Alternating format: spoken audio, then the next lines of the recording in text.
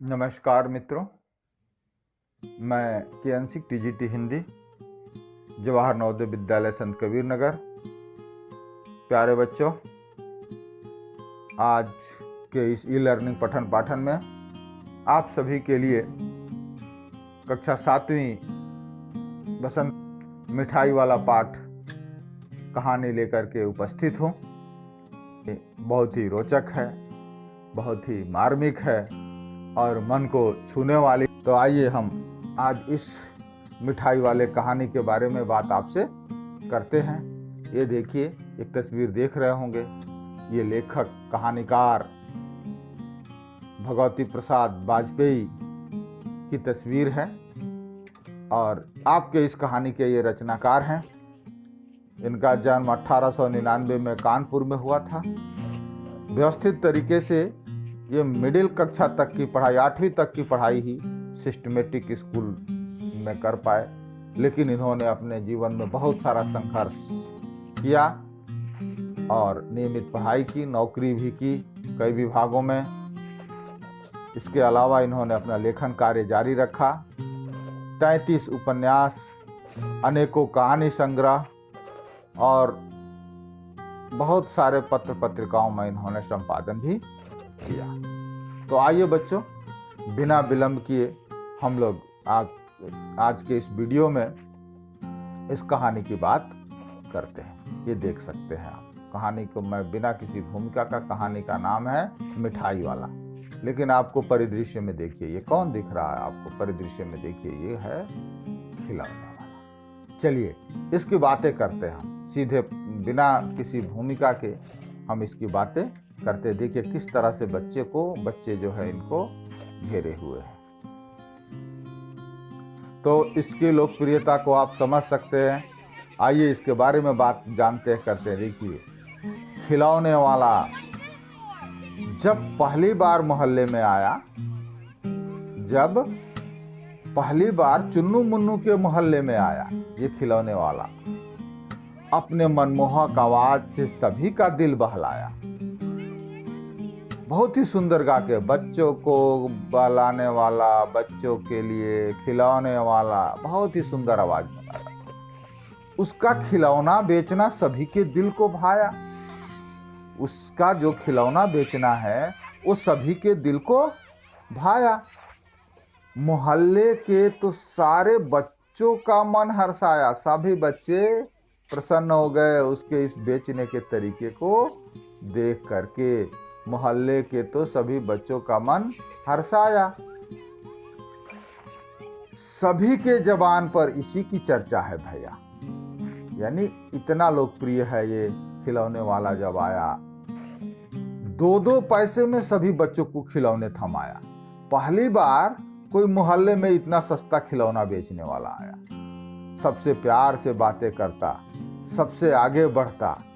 चुन्नू मुन्नू जो रहते थे उस मोहल्ले में, चुन्नू मुन्नू की माँ थी रोहिणी और विजय बहादुर उनके पिताजी, और उनकी एक दादी थी जो इस कहानी में आपको मिलेंगे। तो जिस नगर में ये खिलौने बेचता था उसी नगर सिद्ध प्रतिष्ठित व्यक्ति थे विजय बहादुर, और उनकी पत्नी का नाम था रोहिणी। उनकी माताजी थी और उनके बच्चे थे।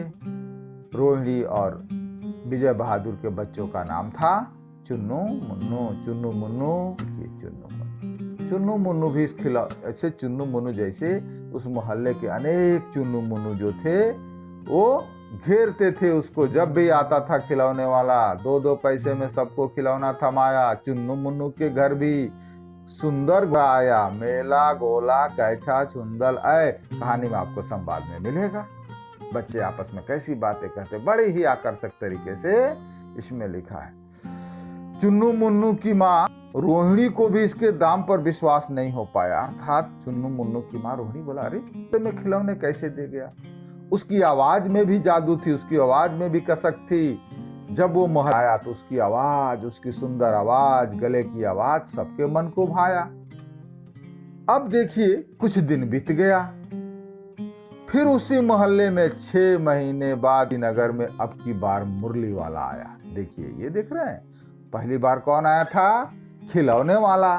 लेकिन इसकी भी शकल तो उसी से मिलती है जैसे खिलौने वाला था, और जितना अच्छा बच्चों को खिलौने वाला लगा उतना ही अच्छा बच्चों को फिर से मुरली वाला लगा। देखिए ये बच्चे कैसे घेरे हुए, आप देख रहे हैं मुरली वाले ने बांसुरी बेच रहा है। 6 महीने बाद इसी नगर में अब की बार मुरली वाला आया। इस बार भी यह उतना ही सुंदर सुर लगाया, इस बार भी यह उतना ही सुंदर सुर लगाया, यानी जैसे खिलौने वाला सुर सुर में गा के बेचता था वैसे मुरली वाला ने भी जैसा कभी खिलौने वाले ने लगाया था वैसा ही सुर लगाया। इसने भी सभी बच्चों के बीच खूब हलचल मचाया। इसके से बच्चों की लोकप्रियता, दौड़े बच्चे घर घर में, अरे चलो रे आ गया मुरली वाला आ गया। बच्चों से बहुत ही प्यार से बातें करता, एक एक मुरली देता, उनके हाथ से 2-2 पैसे लेता, पास पैसे नहीं है उसको भी देता। कहता अम्मा से पैसे मांग के लाओ, वो बोले अम्मा बोली पैसे नहीं है, ले लो भैया तू भी लेके जाओ। वो किसी भी बच्चे को निराश नहीं करता, बड़ी ही प्यार से। बच्चे भी उसे बहुत लाइक करते थे, बच्चे भी उसे बहुत चाहते थे। इस बार मुरली वाले ने फिर से मोहल्ले वाले पूरे नगर वालों में के दिल में अपनी जगह बनाया। उसकी जो सुंदर आवाज थी, उसकी जो आवाज थी, बच्चे इतने भीड़ लगाते थे, बच्चों की इतनी गर्दिश होती थी, किसी का पैजामा का सुतना ढीला कराया। बच्चे ऐसे दौड़ते थे बेहाता सा, 2-2 पैसे में सभी को मुरली थमाया, और जिसके पास पैसे नहीं थे उसे भी मुरली थमाया। इस बार भी नगर में इस फेरी वाले की चर्चा था छाया। चारों तरफ सब लोग सोचते थे भाई बहुत बढ़िया है, बहुत सुंदर है, पूरे नगर में इसी की चर्चा थी भाया। लेकिन थोड़ा मामला गड़बड़ हो गया आपकी बार, क्योंकि विजय बहादुर से पैसे को लेकर हो गई तकरार। थोड़ा मामला गड़बड़ हो गया आपकी बार, क्योंकि विजय बहादुर से पैसे को लेकर के हो गई तकरार, क्योंकि मोल भाव करने लगे। कहा देखिए 3 और 2 का चक्कर था यार, यानी मुरली वाले ने कहा विजय बहादुर आए अपने चुन्नू मुन्नू के लिए मुरली खरीदने। उस दिन घर में रोहिणी ने बोला विजय बाबू से कि बच्चों के लिए थोड़ा सा मुरली खरीद लाइए। मुरली वाले से कहा कि मुरली कितने में दिए, तो बोला वैसे तो देता हूं 3 में, लेकिन 2 में दे दूंगा, 2 पैसे में दे दूंगा। ये बात विजय बाबू को खल गई। तुम तो खुद 2 पैसे में ही बेचते हो, हमारे ऊपर एहसान लाद रहे हो। लेकिन मुरली वाले को भी विजय बाबू की ये बात लग गई, क्योंकि मुरली वाला तो बहुत ईमानदारी का व्यवसाय करता था। वो बिल्कुल फायदा नहीं, अपनी लागत में ही बेचता था। उसको तो बुरा लगेगा, बोलेगा बाबू चाहे दुकानदार अपना घर भी बेच के दे दे तो ग्राहक को यही लगता है कि दुकानदार उसको लूट रहा है। चलिए जैसे तैसे विजय बाबू 2 ठो अपना ले करके, विजय बहादुर को पैसे के लिए कही हो गई तकरार। 2 और 3 का चक्कर था यार। चुनू मुनू के लिए बांसुरी तो आई, लेकिन फिर उसने रोहिणी के दिल में जगह बनाई। रोहिणी ऐसा उसके बारे में सोचती थी विजय बाबू के घर। अब देखिए तीसरा समय आ गया, 6 महीने बाद, फिर देखिए 8 महीने बाद। अब की बार मोहल्ले में फिर वैसे सुंदर आवाज, सुरीली आवाज, लेकिन इस बार बांसुरी वाला नहीं, इस बार मिठाई वाला आया। कौन आया बच्चों? मिठाई वाला आया। मिठाई वाला जैसे तैसे 8 महीने बीत गया भाई, और फिर वैसे ही मनमोहक आवाज आई। कैसे? जैसे कभी खिलौने वाले ने लगाई थी, जैसे कभी बांसुरी वाले ने लगाई थी। इस बार ये आवाज मिठाई वाले ने लगाई, ये भी वैसी ही सुंदर आवाज थी। फिर से नगर के सारे बच्चों ने उसके पीछे दौड़ लगाई। फिर से सारे नगर के सारे बच्चों ने उसके पीछे फिर से दौड़ लगाई। अब की बार रोहिणी की शंका और गहराई। रोहिणी छत पर, ठंड का मौसम था, नहाई थी और अपने बाल सुखा रही थी। उसने आवाज सुनी और रोहिणी के मन की शंका और गहराई कि हो न हो ये आदमी खिलौना वाला ही आदमी है जो बांसुरी लेके आया था, इस बार मिठाई लेके आया है। चलिए कोई बात नहीं, वो कौन था इसका रहस्य तो बाद में खुलेगा। लेकिन ने तुरंत दादी माँ से, उस दिन विजय बाबू घर में नहीं थे, दादी माँ से कहा और उसने तुरंत दादी माँ से उसको गुहार लगवाई, बुलाई कि बुलाइए। और चुन्नू, क्योंकि चुन्नू मुन्नू के लिए लेना था मिठाई। किसके लिए मिठाई लेना था? चुन्नू मुन्नू के लिए लेना था मिठाई।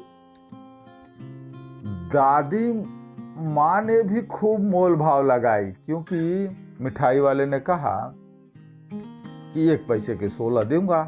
दादी माँ ने बोली 25-24 दे दो। फिर बोला नहीं होगा। रोहिणी इस बात को, लेकिन रोहिणी को हकीकत समझ में आई। रोहिणी समझ रही थी, दादी माँ की तो आदत थी मोल भाव करने की, लेकिन रोहिणी समझ रही थी कि ये मिठाई सस्ता दे रहा है। उसने फिर बच्चों कहा कि चलो भाई, उसने फिर बच्चों के लिए मिठाई गिनवाई और फिर उसने चिक की आड़ में खड़े होकर के, कहाँ खड़े होकर के? चौखट की आड़ में खड़े होकर के मिठाई वाले से बतियाई। क्योंकि दादी माँ, आप देख सकते होंगे किताब में कि दादी माँ के सामने, देखिए यही देखिए, दादी माँ के सामने कौन बैठा है? ये मिठाई वाला, ये रोहिणी है। देख रहे हैं रोहिणी को? ये देखिए, ये रोहिणी है। ये कौन है? ये देखिए, ये रोहिणी है। ये चुन्नू मुन्नू, ये चुन्नू, ये मुन्नू और ये है दादी।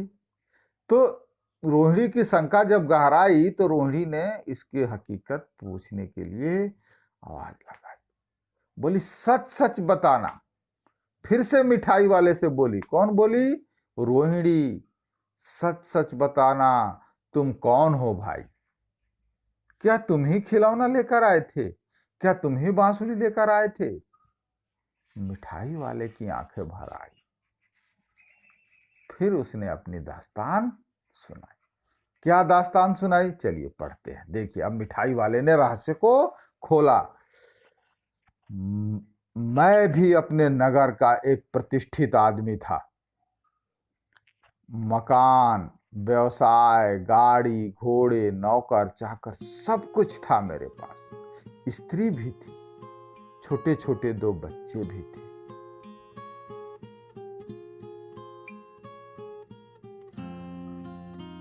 तो स्त्री भी थी,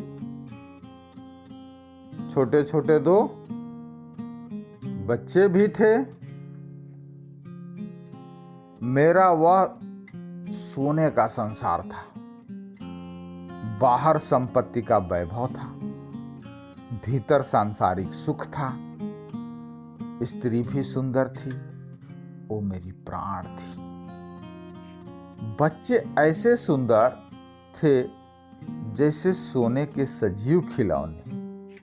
उनकी अटखेलियों के मारे घर में कोलाहल मचा रहता था।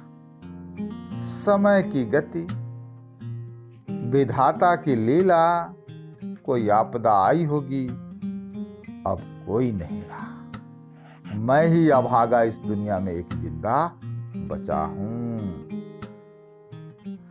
और अपनी व्यथा कहा, दादी प्राण निकाले नहीं निकले, मेरी भी इच्छा जीने की नहीं थी। इसीलिए मैं अपने, कोई प्राकृतिक आपदा आई होगी, उसका सफा होगा, इसीलिए अपने उन बच्चों को, वो बच्चे जो इस दुनिया में अब नहीं रहे, की खोज में निकलता हूं। वे सब अंत में होंगे तो यहीं कहीं, आखिर कहीं ना कहीं जन्मे ही होंगे।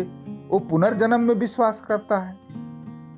वह उन बच्चों में ही अपने बच्चों की तलाश करता है। इसीलिए वो बिना किसी फायदे का, सिर्फ अपना सुख शांति के लिए, स्वांता सुखाय, वो बिजनेस न मिठाई वाला, मुरली वाला, खिलौने वाला एक ही व्यक्ति है, और वो पैसा कमाने के लिए व्यवसाय नहीं कर रहा है। अब समझ गए वो किस लिए आता था? वो सिर्फ अपने बच्चों की याद की तलाश करता था। इस तरह रहता, घुल मिलकर मरता, इस तरह सुख शांति के साथ मरूंगा। इस तरह के जीवन कभी कभी अपने बच्चों की एक झलक से मिल जाती है। ऐसा जान पड़ता है जैसे वे इन्हीं उछल कूद कर हंस खेल रहे हैं। पैसों की कमी थोड़े ही है, आपकी दया से पैसे तो काफी हैं। जो नहीं है इस तरह उसी को पा जाता हूं। रोहिणी ने मिठाई वाले की ओर देखा। उसकी भी आंखें, रोहिणी भी भाव विभोर हो गई, उसकी भी आंखें भर गई। इसी समय चुन्नू मुन्नू आ गए। रोहिणी से लिपट कर उसका आंचल पकड़कर बोले, अम्मा मिठाई। अब देखिए मिठाई वाला भावुक हो गया। जो 1 पैसे में 16 के बदले 25 देने को तैयार नहीं था, उसने कहा मुझसे ले लो। यह कहकर तत्काल कागज की 2 पूड़ियां मिठाइयों से भरी चुन्नू मुन्नू को फ्री में थमा। रोहिणी ने भीतर से पैसे फेंक दिए। मिठाई वाले ने पेटी उठाई और कहा, अब इस बार ये पैसे न लूंगा, अब इस बार ये पैसे न लूंगा। दादी बोली, अरे अरे,